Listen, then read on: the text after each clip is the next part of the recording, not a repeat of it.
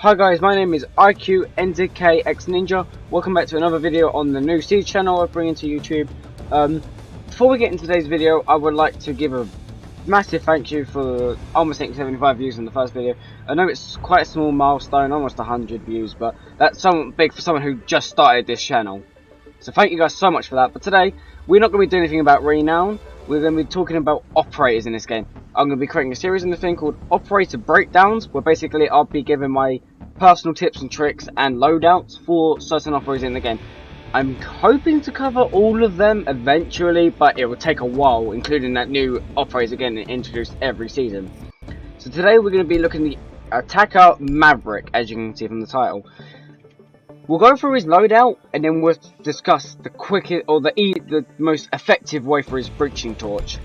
So in the loadout, personally I prefer the M4, because when it comes to weapons you mostly want a fire rate than you would a semi-automatic, because semi-automatic you've got to be able to hit your shots, whereas an automatic you can just sort of spray and hope you hit your shots. But luckily with the M4 there isn't that much recoil to it, so it's pretty easy to manage. That's why I didn't put on a muzzle brake. I've just whacked on a flash hider and then just put on the vertical grip with ACOG. That's my personal opinions, but again, personal preference, whatever you want. But I would definitely never recommend an underbarrel. Never, to literally 99% of guns I wouldn't recommend a laser sight to.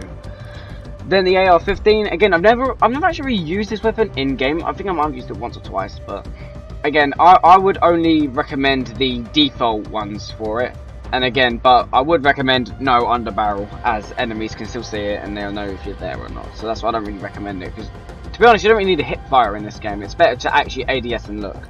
And then when it comes to customization, you can just sort of pick whatever you want. With secondary gadget, you only have the 1911 take-up side pistol. It's a pretty good pistol. I'm pretty sure the drop-off range on this pistol is quite, like, you have to be quite close to actually get the 55 damage, but I'm not 100% sure. I'm not all about the science and facts about this pistol. But anyway, I think it's a pretty good pistol, and it's worth definitely one having instead of having to pick it up something else.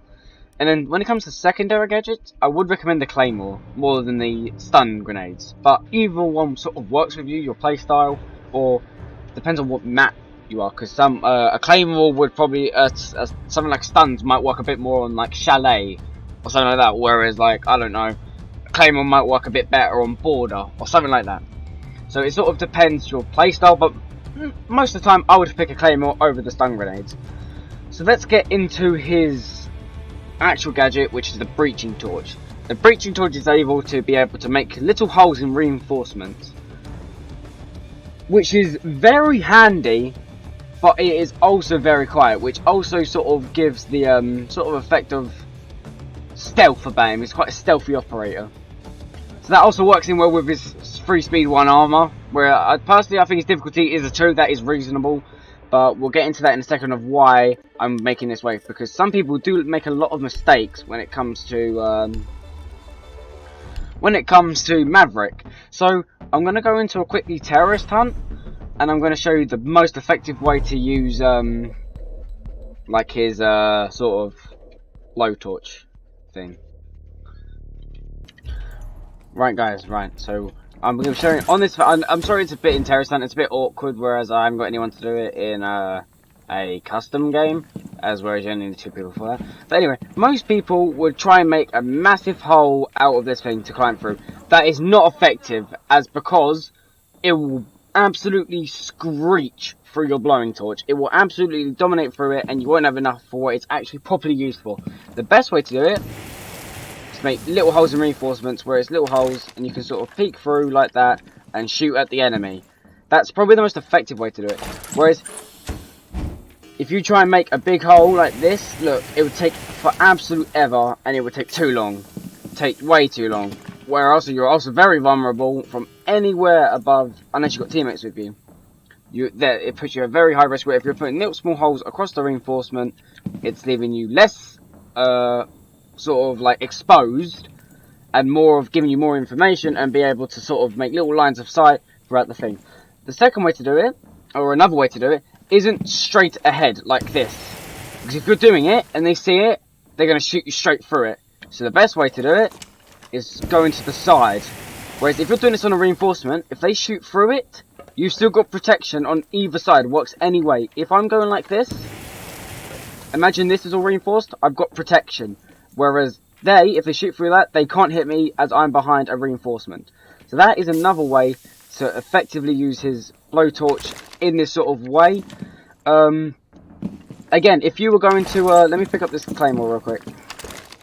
If you were going to go back to the secondary gadgets, the way it works, you could throw a flash through any of these.